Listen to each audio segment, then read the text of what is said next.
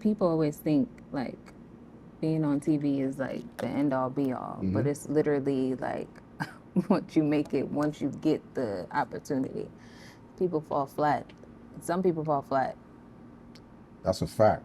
Chasing that dream, and then once they get there, it ain't what they exactly, and they don't have a plan at all. And yeah, I'm gonna be quiet. Is this recorded? Oh, we recorded? We got that? Oh, look, we got that. We got that bite. You are now watching Rhymes and Politic. Spit them balls.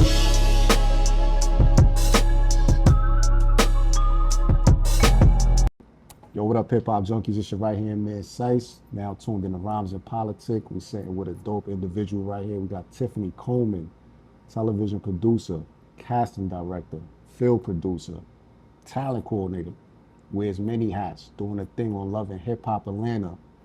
She in the building with us, y'all. We right here in Just Brunch, kicking it, Duluth, Georgia. Shout out to Just Brunch, breakfast, the breakfast bar of this is the new spot right here where you need to become checking out too. When you come visit Atlanta, come check out Just Brunch. How you juggle all these titles? I think just having patience is the main thing, and that's how I, juggle all of it. Just patience is the number one. That makes a lot of sense. Take us to the beginning, how you even got to this level in your career. What was the steps that you took? And what made you even want to become a television producer? I actually don't even know I don't want to say I don't know what a television producer is, obviously, because I do it now. But when I first started, I was just going to work with my godmother, to be completely honest with you. So I had a little leadway when I started. It was like take your kid to work day. Mona Scott Young is who I was going to work with every day. So my mom and her very close friends. And when I wasn't with my mom, or like out of school, when I was out of school, I was with Mona. And it just went from there, literally. Yeah. So she was like your mentor, and like you picked up the trade from her? Did you take any classes in college or anything like that? Like media? I thought, yeah. When I graduated high school, I went to college, and the college wasn't adding up with, the classes wasn't adding up when it came to going to work. Right. So I took a break and never went back. Wow. Yeah, because I'm like, this is school right here, just learning every day. So that's how, that's where it started. So getting to the level where you are in your career right now, what does your day-to-day look like?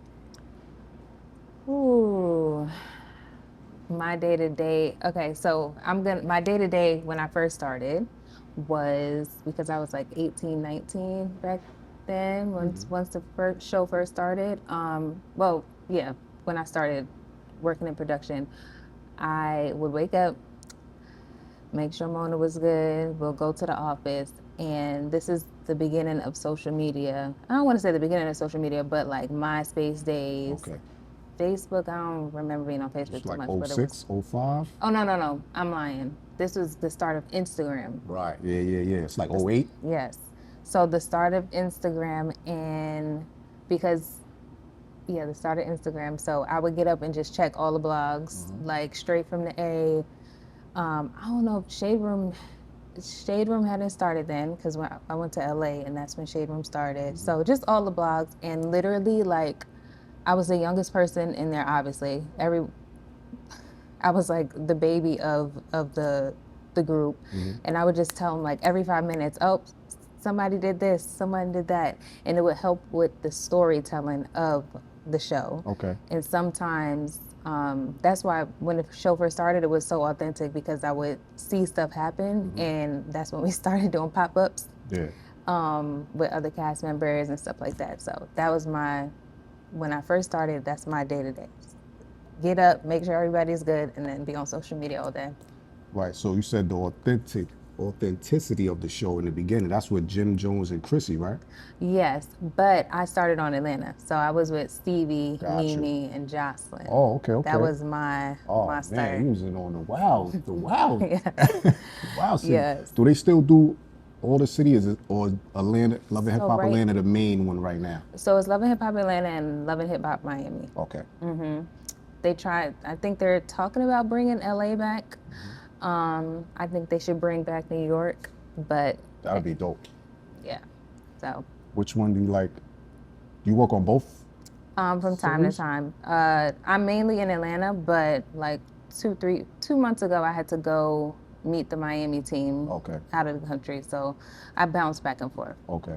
So when you came into the team with under Mona wings, was everything already put together, or did you see it come together in real time? No, everything came together. I think they probably thought they had it together, but as you know, as the show progressed, it just built more and more. So, like I think we started from the bottom when it came down here. I don't know. We were, to be honest, our first office was a 2-bedroom apartment. That's crazy. Yeah, so we didn't really have I don't even know why they did that, but yeah, we were in like a 2-bedroom apartment, and we had each bedroom had like a conference room set up, and then our living room was, what was the living room? Like the gear and stuff like that. It was definitely an interesting setup. So yeah, that was like hustle, grind mode, like start at 10 and wouldn't get home till like 2 in the morning.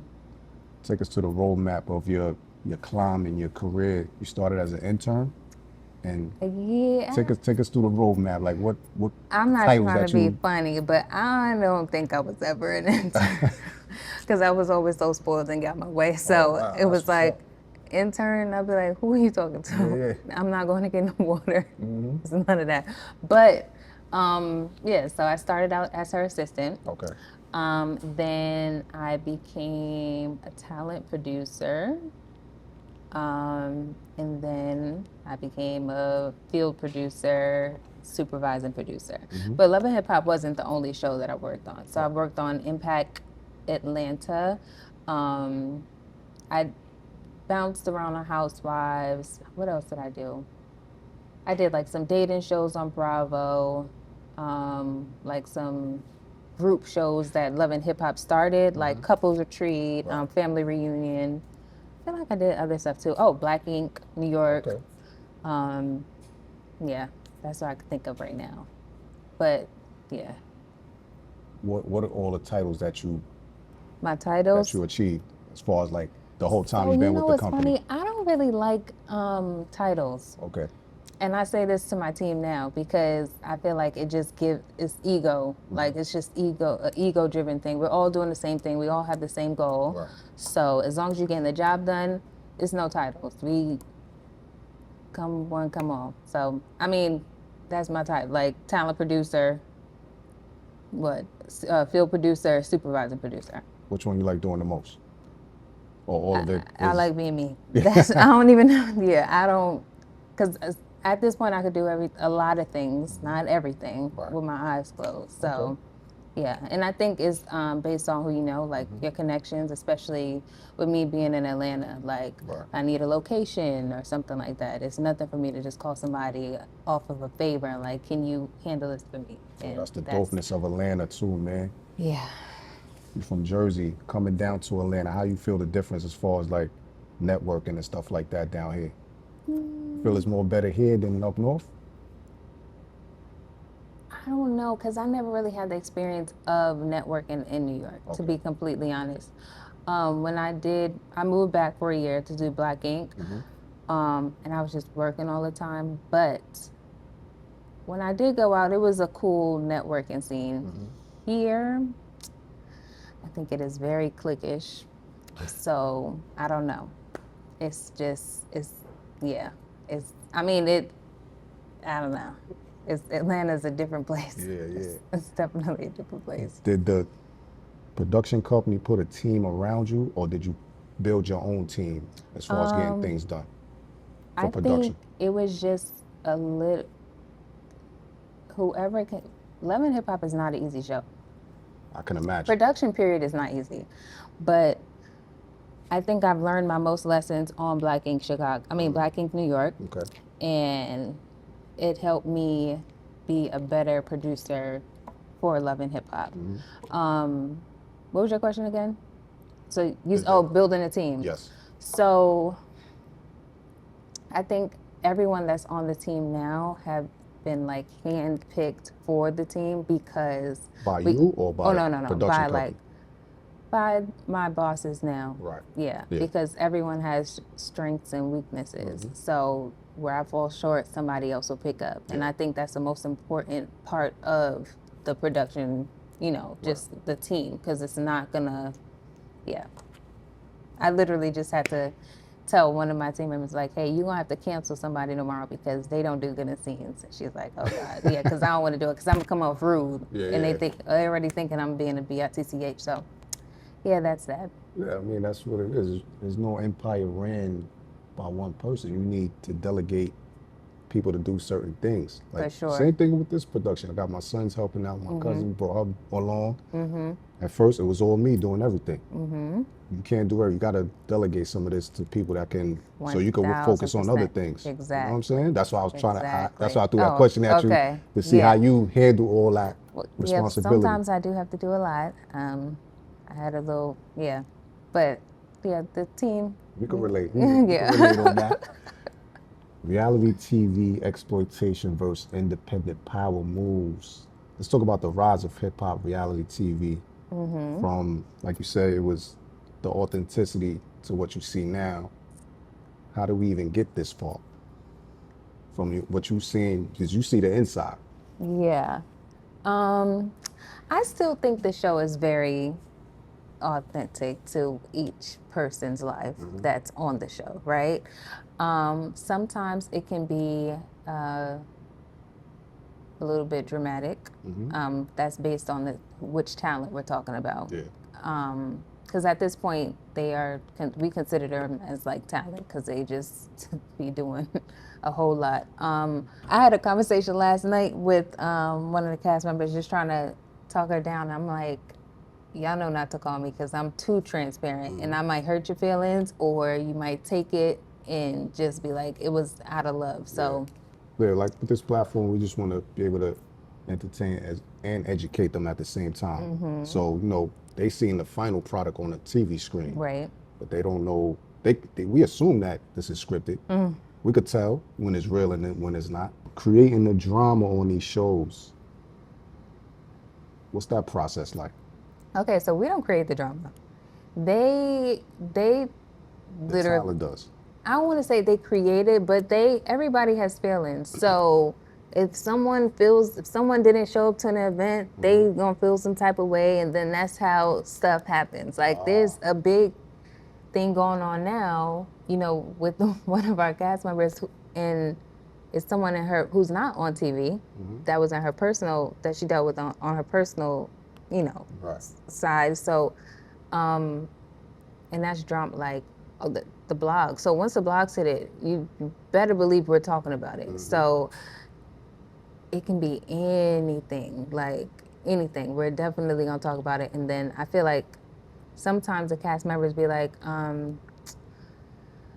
y'all are trying to tarnish my brand and all. Like, no, y'all know what, not that y'all know what y'all signed up for. You knew what was about to happen before it happened. Like, and sometimes I feel like they put it out there for it to happen so we can pick it up on TV.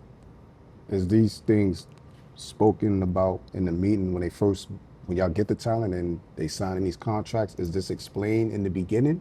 So the casting throughout the process? I think it's more so throughout the process. Like when I am casting, I did casting as well.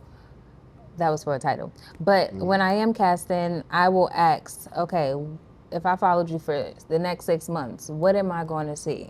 Like, and how can people relate to you? Why would people want to watch you? And I think that helps us determine whether they should be on the show or not, and whether we're going to invest our time into making them a star, basically. Wow. That was one of my questions. Like, when you casting these talent, what are you looking for? Their social media presence, their original personality? Like, what do you watch like in that 6 months? I think it's more so a little bit of both, actually. Because there's a couple of people who didn't have any social media presence, but as soon as that camera turned on, it's like a whole new person. And they're like reality TV gold. For example, Jocelyn didn't have an Instagram when she first started at all. You see, her first interview was, I swear, the whole production team was just sitting at the screen, just watching her, like, oh my God, like we got another one. So yeah, that it doesn't. It just got to be in you. And I know a lot of people be like, oh, I got this cool story. No, not to say. Listen. Do y'all still look for like those diamonds that's in the rough that may not have that social media presence? I guess like you said, like Jocelyn was like one of those. You could say that. She was so unexpected, to be completely honest. That situation was so unexpected. I remember when there was talks about her, you know, with Stevie, and one day he just brought her to the office, and it was just like, okay, well, put the camera on her, and never looked back since then. Wow. Do you keep your eyes on these new and upcoming reality TV shows like Baddies and all that? I was just telling someone I watch Baddies for entertainment purposes only. A lot of people tell me that too, like my female friends and stuff like that. They it say is the same thing. a lot. I commend them for having a strong cult following, because it's very, very hard. But some stuff, like the story, I'm very big on story. So like when I am watching it, I'm like, this shit don't make no sense. Like they could have thought of a better way to, you know. But I mean, it's my guilty pleasure. it's sad. Having all these titles, you also worked at big networks like Viacom, BT Plus, NBC. What's the process to even get hired at these big networks? I think it starts with the production company. Okay. Knowing what goes on in the field would help you soar at the network, because it's just like, you know what to look for, you know how things are ran, and you know how to, you know, do a show or film a show or work on production when it comes to being at the network. So I think it starts with the production company. A lot of people that work at the network definitely started on boots on the ground. What were some of the ups and downs you've seen getting to where you are now, being at these networks? Some trials and tribulations you witnessed. You know, I don't really consider anything a trial. I mean, or triple. Like I don't consider anything like bad. I just you came use from that. the Mona Scott boot camp. No, right, but I just look at everything as a lesson. Okay. So I don't personal relationships or anything like that. I just look at everything as a lesson, and I control how I'm going to move forward from each situation when it comes to my career or anything like that. So I don't know. I really have no ups and downs. If it was a down, I took it on the chin and then just it went from there. Keep to going. Be completely honest, yeah. It comes with it. And before I started working in the production, my mom, like my dad, they in the industry as well. So I kind of know from watching them. Yeah, definitely. So. Oh, you good. Got some good roots behind you to help you out. Do you mentor up and coming people that want to get into this field? Do you even have time for that? I should make time. The thing is, I should make time, and I talk about all this patience I got. Just some things I just don't have. I gotta work on it. Because I would love to be a mentor. Like next, I'm supposed to be going to speak out of school in a couple of weeks. So I don't know. I'm gonna think about it. For each episode, is it like, do y'all come together and figure out how it's gonna go for that day? Or yeah, we have y'all just have daily like a basic. I feel like we got about 4 meetings a day, to be completely honest with you. You know, whatever you seen at that scene a couple of months ago, that's light.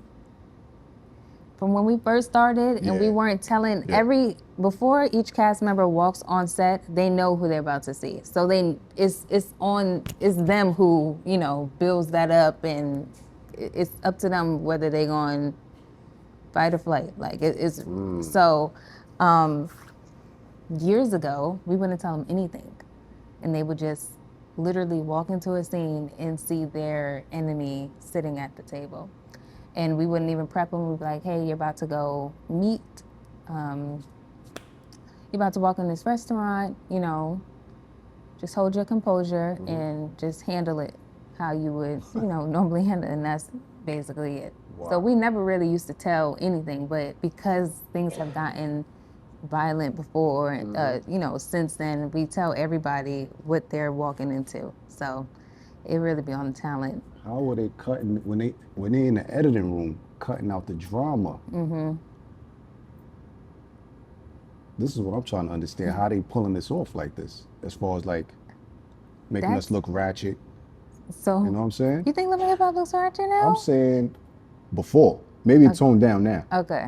It look a little toned down now. Like you said, it was light. Before, they got a little crazy.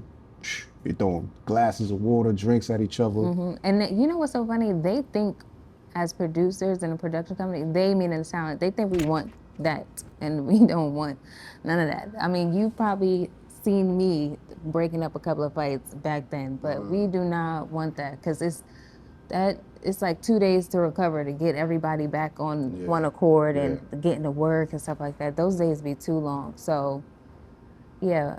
I don't know how they do it in the editing room, to be completely honest. That's one place I haven't worked, is editing. Oh, okay. Do you have any input as far as like the message that goes out there on these reality shows? Do you give any input on that as far as like, now let's pull some of that back? When it comes to editing, no. But I would say as a producer, we have influence on cast members on how they always come to us and be like, okay, well, how do you think I should handle this? Like, I don't want to look crazy, but I need to figure out how to express how I feel. And that's pretty much how that goes. So we kind of talk literally, like, if they're in the middle of a heated situation, they'd be like, I need to talk to my producer. They'll run out for 2 seconds and we just walk them through it. If you had a reality show. Never. Actually, I did get a project sold. So my mother's background is hair. And I sold a concept. It was based in Philly. It was 6 girls, and they all did hair, but they were married or in relationships with people who were incarcerated. Oh, wow. So, well, most of them were incarcerated. Some were it was just rough. So, I was very passionate about that because I watched my mother do hair all my life. So I felt like I related to them. And that's pretty much it, yeah. So Did people pitch shows to your production company? Oh, all the time. Is that possible? Yeah. How would they be able to go about doing that? I know there's the production company I work for now, I'm sure there's like something on the website that says, you know, you could pitch a project or whatever, but I don't know if people are suing for anything now. So I know a lot of production companies aren't even paying that any mind, to be completely honest. And honestly, I think it's at a time where everybody should just go independent and figure it out. Yeah. You know? Yeah. Define the structure of reality versus on scripted. What's the difference between those two? So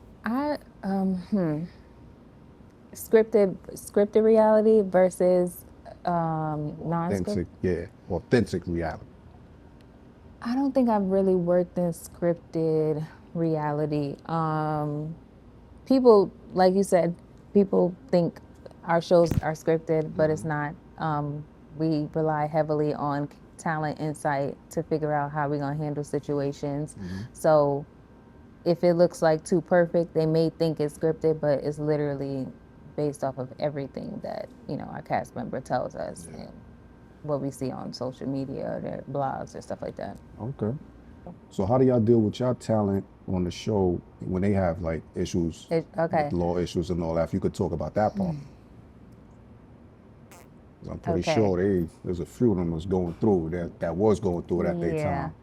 How do y'all deal with it as a production company and for the show and keeping we pretty much leave it to the talent, right? We talk to them, ask them how they want to handle it. And to do it on a show is the perfect time or the perfect platform because they can control their narrative on and off the camera. some are with it, and some is like they don't trust, you know, what's gonna happen. So yeah, I feel like we pretty much leave it to the talent. Do networks reinvest in the Black culture? How do they reinvest into us? The production company I work for right now is ran predominantly by 80% African American women. The majority of our production team is African American. That's dope. The majority of the cast, damn near everybody on the cast, is, you know, African American. Although it may not seem like they are, you know, I feel like we Black businesses, we make sure we try to go to the small businesses first before going to bigger chains like restaurants and stuff like that. Like, especially in Atlanta. Now, that's what's really good about Atlanta. Everybody got a restaurant. No doubt. So we're going to film at every location. We might throw a glass or something like that, but now we got plastic. But that's how we definitely, like, you know, yeah, we're definitely reinvesting back in. That, I feel like that's how they invest back into our culture. Right, gotcha. Granted, they are exploiting themselves on TV, but hey, everybody's got food on their table. That's a fact. Yo, let's go back to giving a shout out to Just Brunch breakfast ball right here. The lamb chops is really good, y'all. This your first? You've been here before me too? Yes, only this your go-to spot? Yeah, and I'm very funny about food, but this place is actually really good. So when you're doing brunch with your friends, what's your go-to meal and drink? I don't drink, so I'm gonna drink some water. And you mean here, my go-to? Yeah. Oh, the lamb chops. Lamb chops. Lamb chop breakfast. I think I had it with French toast. Lamb chops and French toast? Yes. Yes. That's different. When did you get introduced to hip hop? When I came out the womb. Holla. Yeah. Yeah. I think so. I think that's because. So my mom I feel like she still is, because people call her to come. She gets called still to go do hair, but she has been doing. She's been doing hair for a very long time. I feel like my whole life. So what's that? 30 years. Yeah, my dad has been in the industry for a very long time. So I think that's music. He does music, or what do you do? He's the ultimate hustler. I couldn't even tell you what that man does. One day, I hadn't talked to him in a couple of months, and during Barack's inauguration, this man was standing on stage next to Tom Hanks singing what is it, the national anthem or something like that. He's ridiculous. So I couldn't even tell you what he does, but he's a hustler. Oh, okay. Okay. Everybody knows. So was they playing the music in the household? What was they playing? Oh, so my mom is Jamaican. So I was definitely listening to reggae in the household. But when we would be around her clients like Missy and Queen Latifah and I forgot whoever else Missy was like the main person because she's still around. That is definitely like probably my first words are probably like her songs or something like that. Yeah. Oh, Foxy. Oh shit, No that's doubt. terrible. Yeah. Foxy, Lil Kim. Damn, I forgot she did her hair. Yeah, she has a roster. So yeah, that's how I was introduced to hip hop. What's some of the favorite artists you like listening to? Me? Yeah. My favorite rapper is Jadakiss. Okay. Ain't nobody else could be on the lineup. It's Jadakiss. That's what's up. Female rappers. Whatever, I don't know. You said Foxy Brown earlier. Yeah, Foxy is cool. I really like Lady London. Fire. Like Lotto? I like Lotto. She's cool. I'm old school. Like I got an old soul. So yeah. Who else? I can't think. I'm trying to think who's on my Spotify playlist. Who? Shay Noir from Upstate. No, don't know who that is. That's underground. Okay. But she buzzing though. Okay. Love the Genius, another one. No. She fire. Okay, I gotta listen to it. But Missy, I feel like I know every album from top to bottom. I love me some R&B, so like Case, Tweet. Yeah. Yeah, so I would say Jadakiss is top. I like 1 that. and 2. Because these artists, they also on the show. Do you get to sit down and chop it up with some of these rappers? The people that's on the show? Some that came in before and after. And some that's maybe coming up in the future and all that. Yeah.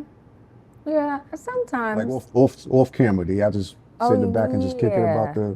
do you pick their brain and stuff like that? Like have they They be little want to moments? pick my brain. I ain't even gonna lie to you. I think when it comes to the TV, Right. because I usually get the talent that's new to it. So just to get them more comfortable because I've been doing it for so long. So yeah, they're usually picking my brain on how they can do good on the show. Oh, okay. Yeah. Where you see yourself in the next 5 years in this career?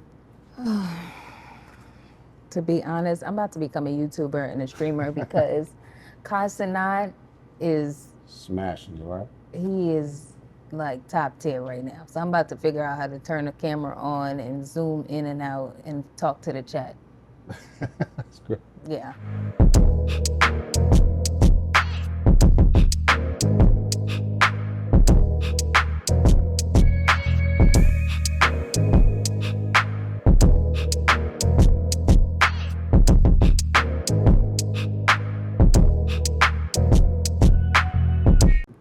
Why being hot on TV doesn't always mean ownership or power in this industry? I feel like if you don't have a plan, people may go on for the fame and notoriety, but don't, it may fall flat if you don't have a plan. So I'm trying to think of like some perfect example, like Cardi, perfect example of having a plan. And her situation was unique because she wasn't even going to sign, I was told. She wasn't even going to sign on at first. She was just doing, one-offs. But once she started to get comfortable, it just did a whole U-turn. And yeah, that it worked out in her favor. Granted, she was still doing music as well, but her personality, it was in her. So she got People to see celebrities on TV or chase the dream. Let's say they even make it that far to even get on TV. It could be a whole different experience for them. You see any those type of thing happen to people that came on the show? Do I see it? Yeah. Every day. Yeah, all the They time. think it's one thing, and then once they come on, it's a whole different animal, whole different beast. They're not ready Do for it. you like help them get through that? Yeah, some people be in denial. I'm dealing with a situation now where this girl is delusional. So I think I don't even know like what kind of advice to give someone when it comes to, the perception of that or like what that situation is. So yeah, I really just think you should just have a plan because it can come tomorrow and you wouldn't even know. A video can go viral tomorrow and you gain a whole bunch of opportunities.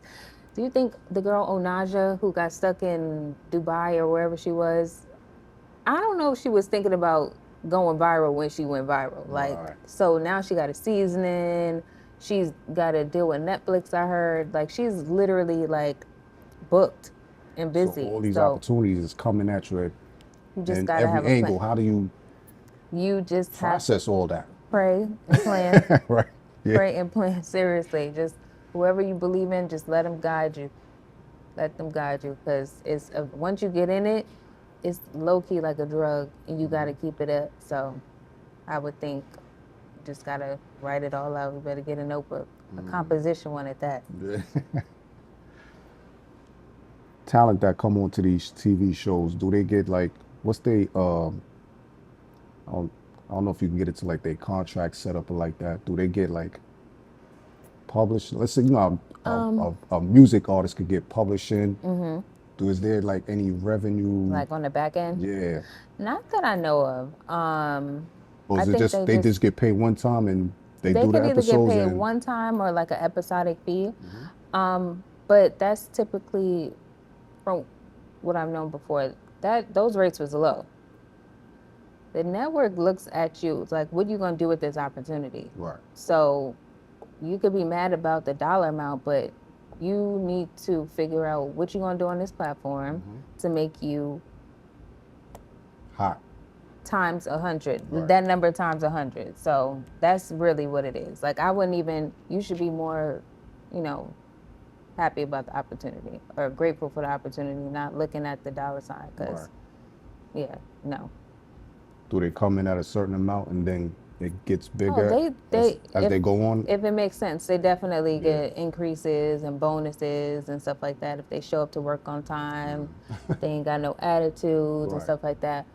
They definitely get bonuses, but it's not a big check what people would assume it is. It's it's fair. Okay. But you also have to do your part too. Right. I think I heard a celebrity say this TV show money's like crack money. I'm like, yo. For some people it is. Yeah. Artists that flip TV reality show into fame, using it as a base for like, because I actually asked one of the, I think it was, what's her name? That's on the show. What's her name? Amy Luciano. Who? Amy Luciano. Amy Luciano. I like Amy Luciano too. I asked her this question too. As a new artist, using a platform like Love and Hip Hop to take your career to the next level, I was asking her thoughts on that. She gave a good reply on that. What did she give? What did she say? I got to go back to it. As far as like utilizing the platform to take a career to the next level, getting her music out there. When she dropped music, now she could attach it to her character on the show.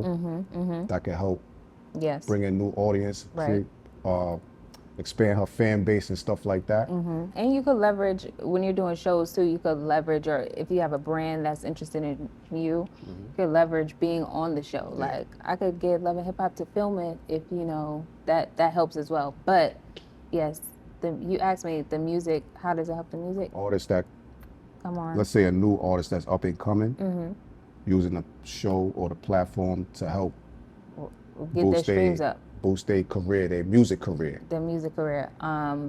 One thing I would say is very important, I think this is with anything, not just reality TV, is to have a knowledgeable team. Because there have been instances where new talent comes on the show and they don't know nothing about like splits and stuff like that. So do y'all help them with that? Do y'all help educate them, or it's up to them? We try to. It's up to them to ask those questions. We try to. There was a situation, I've dealt with a situation before where an artist came on the show, she had really good music, and her management team was basura. Like, and I'm like, I'm trying to tell her without telling her. I'm like, this person does not have your stuff set up. And then he's going to her like, oh, Tiffany's being mean or whatever. Like, no. 2 months later, he was fired, and she got her stuff together, and it was up sincere. So I think it's very important for you to have knowledgeable people when it comes before, obviously, doing anything, but when it comes to the music and stuff like that, being on TV, 1,000%. You don't want nobody just using this as, it's not a game, basically. A lot of times we're bringing our peoples in, like family members, our homeboys, trying to give them an opportunity. But like you said, bringing the right people in that know what they're doing to take you to the next level. Our point is to having a PR person on the team, public relations. I think the talent is their own PR, to be honest. In this climate, right? Yeah. Yeah. And with AI and ChatGPT now, you can pitch yourself to brands and stuff like that. Like, one of my close friends, he's a hairstylist, and he used to, when I tell you, he used to drop like 5 bands on a publicist like every month. And I'm just looking at him like, what was you getting out of that 5 bands? I mean, he definitely got some stuff, but then he started to realize, like, what am I paying this person for when brands are reaching out to me directly, magazines and stuff like that is reaching out to me directly. I think now I'm no publicist, but I feel like it would be best. I mean, they do help in some ways. I feel like maybe they can help on the outlets. They have those outlets. They They have can get your certain stuff outlets. Publicists on the record label side helps more than just a regular PR person. Right. So, are they necessary? I think you can, you know. I'm so sorry. I might mess up somebody's check, but you gotta figure something else out how to, you know, help your client soar and be successful. Because people ain't reading. A lot of people don't know how to read, so they ain't reading these. They watch a lot of videos, right? Yo, they watch a lot of videos first, right? Yes, exactly.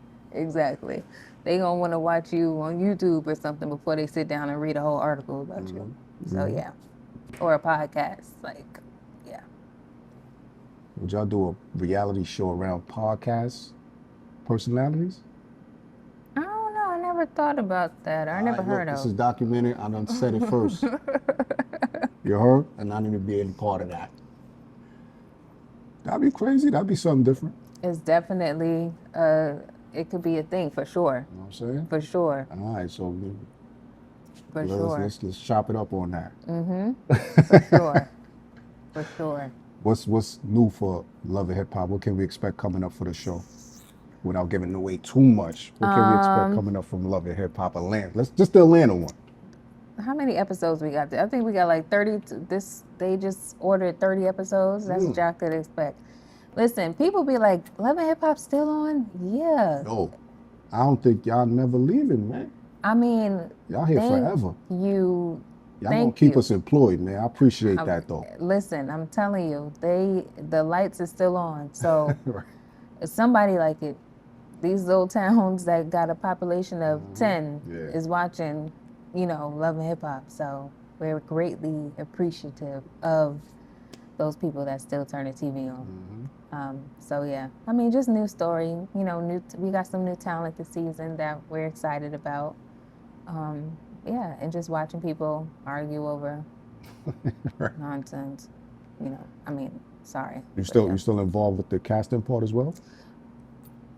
What's your main job now on the show? I'm in the field and more so like logistics and like talent management when it comes to new talent. Casting, I don't want to say I try to stay away from it, but it always comes back around because it's like I'm here on the ground. Like, so I know this is the new person that's, you know, that's hot right now. So we should try and get them on the show. Damn, yo, Tiffany Coleman, man, you doing your thing out here, sis. Appreciate you, man. Thank you for hanging out with us. We had Just Brunch, breakfast bar here in Duluth, Georgia. Sipping on some good agua. She don't drink, y'all. But yo, she said the lamb chops and waffles is banging in here. The lamb chops and French toast. Yes. Yeah? No chicken, no fried chicken? No, chicken is... That's old. Yeah, I don't eat chicken. Oh, okay. Yeah, so I'm gonna eat some lamb though. Are you going to the Little Zane single release party? Yes, I've been summoned to go. Yes, I'm gonna be there. That's what they're texting about now. Okay. Setting up car services and stuff. So okay. Are you involved with that? Event, setting it up and stuff like that? No, I think this event he set it up. Like the talent usually sets up their own events, but just I'm in charge of getting everybody there, and then as far as your crew and stuff like the camera crew and production crew? Yeah, there's somebody that handles the camera crew, but on the talent side. Oh, okay. The guest attending from the show. How long it take from when y'all tape a scene before it airs on the television? So we started filming, what month is this? May? We're about to be in June. We started filming in April, top of April, and our air date is next month. I don't know the exact date, which is June, so like 3 months. It takes us 2 weeks to film one episode. Really? Yeah, maybe a week and a half. Dang. And it comes out a month later? Maybe like 2 to 3 months later, yep. Sound like right. Would you get into like the film industry? working on short films and stuff like that, or just like you just like doing the TV production? So my best friend, she has a movie. She did a couple of movies. She's from Harlem. Well, she's from the Bronx. Sorry, she would cuss me out if I said Harlem, but she be hanging out in Harlem. So I don't know if you ever heard of Prado. It's on Tubi. I'm gonna check it out though. Okay, yeah, it's on YouTube, but she did like over 1 million views and stuff like that. Yeah. So we said, she just had my goddaughter. We said before the year is over, we're gonna do a short film together. So I'm excited about that. Let me know if you need casting. I will love to help. Yes. Any type of way. Yes. On the acting side or on the production side. Yes. Let me know, because we are also working on a short film. We got 6 scenes left to shoot. We're gonna shoot a scene this week while I'm here, and the rest is shot in Baltimore. It's a hip hop drama. I just wrapped up a short film we shot in New Rochelle. We're gonna run that through the film festivals. I'm in a few indie films. I'm about to gear up for a web series this summer in New York. But the goal is to bring it down to Atlanta and just go crazy out here. For sure. You know what I mean? So we gotta lock in with you, sis. Oh, no problem. No problem. You ever heard of Checklist, the play? No. No? Okay. Well, she was in that too. Send me that info. I will. I'm gonna check all that stuff out. Okay. Look, television production extraordinaire, Tiffany Coleman. Look, working. Go. Take a call. So, Tiff, can you speak on how relationships portray in the reality TV? We have the Housewives, we have Love and Hip Hop, and a lot of these folks come in married, their children, they're portrayed in the spotlight, but then there's cheating rumors, they get divorced. How do you on the back end manage getting what you need for TV, but knowing that these couples are going through some real life problems? Like Princess and Ray J, their life is playing out in the public, right? And they're having real life problems. They break up, they get back together. How do you manage the Ray J and the princesses of the world in reality TV? You know what's so funny? Outside of saying that I work at a daycare, I feel like I'm an unofficial therapist. So there's been times like 3-hour conversations, like literally going back and forth between each person that's in a relationship, and just trying to help them communicate better. I think it's all about when they go through divorces or like infidelity or whatever the case may be. I think it's just a lack of communication. They're not listening, and that's just any relationship, honestly. But because it's on TV, Right. I also feel like they're targets, the men, well, the women too, probably, because they be, doing what they want to do. But yeah, I was about to say something. Yeah, crazy. I was gonna pick because they on TV now. The magnifying glasses on them. Is that extra pressure on their relationship and puts that strain on there that they think off the camera they could be how they really are, but when the camera's on, they kind of gotta. They have to definitely how can I say? Maybe they weren't doing. Yeah, the pressure of it could be so many different scenarios, right? They could not be doing so good on camera, but they don't want the world to know, so they try to portray that they're doing better than what they were doing, and then it falls apart. Just dealt with that situation, like a situation like that, like a couple of days ago. So I think it's really just based off of communication, and us as producers helping them to communicate with one another. I really think we should start getting paid just for therapy sessions, but that's a part of our job. But I think just helping them communicate. Yeah. Because that is a lot of pressure now that I think about it. That's why we're never going on TV. It ain't. No. Like, why would you want your relationship on TV? No.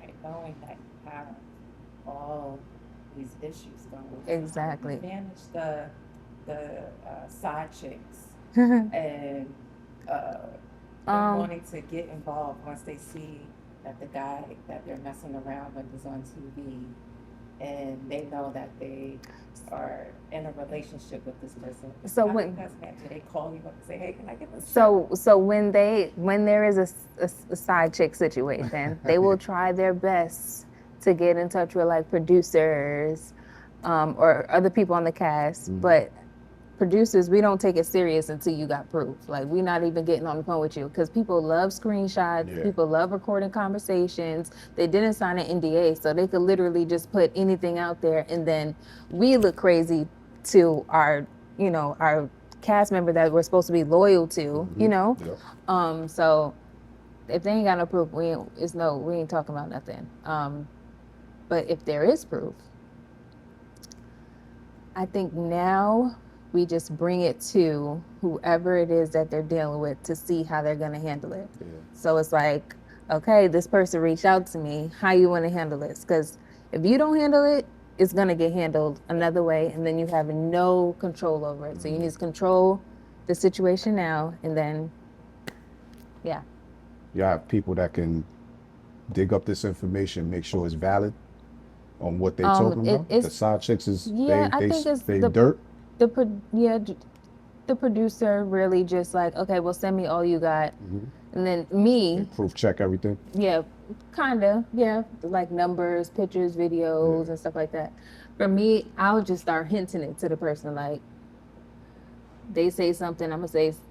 They say one little thing, I gotta go walk the dog. Who you gonna walk the dog with, Sally? And they'll just look back like, based off that answer, we know what's up. Right. So you got 2 minutes. That was You got 2 minutes to spill it. Yeah. You got 2 minutes to spill it, and they just end up spilling it. See, I could do that. Not everybody, they probably can, but I think a lot of cast members too have known me since I was 19, 20. Okay. So they just look at me like their little sister. Yeah. And I can say anything and get away with it. Okay. Not everybody do that. So, Oh, that's fire. yeah. That's dope.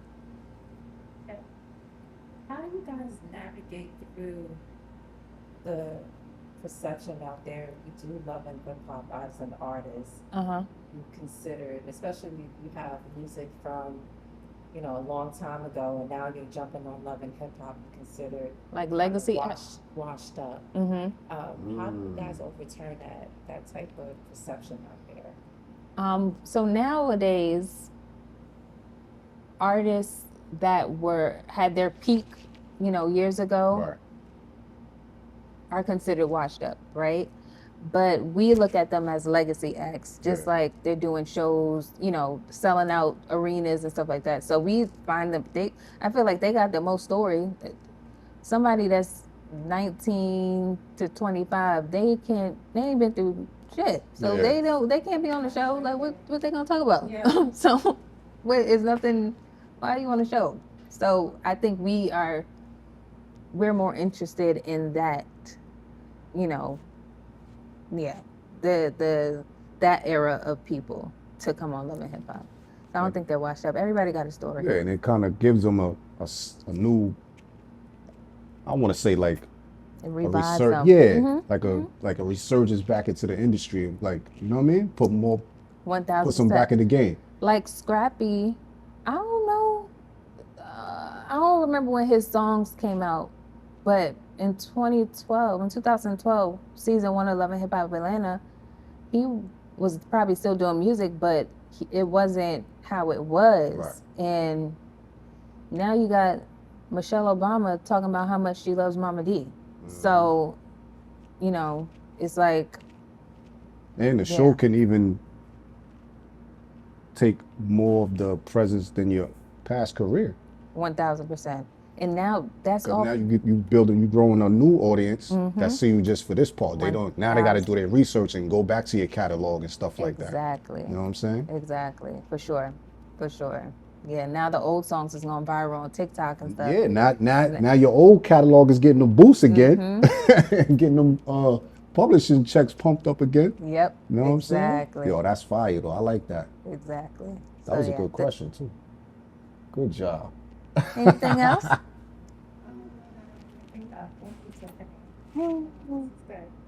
Yo, Tiff, I appreciate you, man, hanging out with us, man. No problem. Okay, what else you got in store before we get up out of here? I don't have any. This is my first time doing this, so. I know, yo, I thank you for And not the last. That part. See this, Really? you getting calls to talk more. and please come back to our show again. Oh, for sure. Yeah, please come back around. For sure. Yeah, For yeah, sure. this is a home for you right here. You know what I'm saying? Thank you. I This is appreciate it. fire, man. Tiffany Coleman, television producer, Thank you. Thank you. talent coordinator, casting director, field producer, many hats. Doing your thing, Queen. Keep making us look good out there. Thank you. Yo, Rhymes and Politics, Tiffany Coleman is in the building, y'all. We at Just Brunch here in Duluth, Georgia. Make sure you come down, check them out, man. Get your brunch on. It's a vibe in here, man. For sure. Salute.